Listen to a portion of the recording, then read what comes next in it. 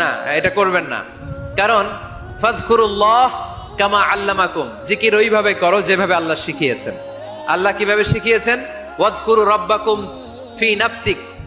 দেখেন, জিকির করার পদ্ধতি কোরআন থেকে শুনেন। মনে মনে করো, তাদাররুআন সবিনয়ে করো, খাইফাতান ভীত বিহবল চিত্তে করো, দুনাল জাহরি মিনাল কওল অনুচ্চ স্বরে, বেশি আওয়াজ করে লাফালাফি করো না।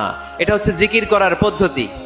জিকির করার পদ্ধতি আল্লাহর হাবিব শিখালেন, আহাব্বুল কালামি ইলাল্লাহি আরবাআ, আল্লাহর কাছে সবচেয়ে প্রিয় কথা কয়টি?